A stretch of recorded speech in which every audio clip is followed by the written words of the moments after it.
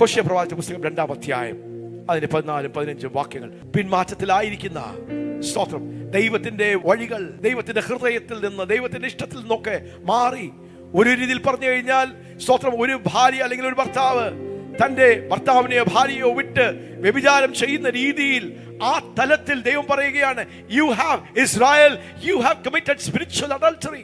ആത്മീയമായി ഇസ്രായേലേ, ദൈവമക്കളെ, ദൈവജനമേ.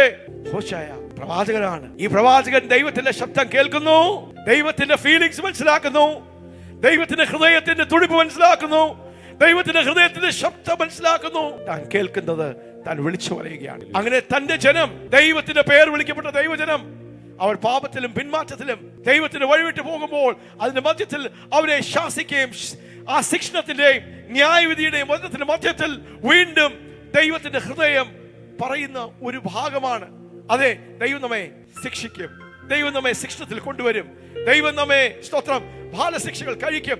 അത് എന്തിനാണ്? നാം അവന്റെ ശബ്ദം ഒന്ന് കേൾക്കണം, നാം അവന്റെ ഇമ്പശബ്ദം ഒന്ന് കേൾക്കണം, അവന്റെ ഹൃദയം നാം ഒന്ന് അറിയുവാൻ അവൻ നമ്മെ വീണ്ടും ശകാരിക്കും, അവൻ വീണ്ടും നമ്മെ ഗുണദോഷിക്കും.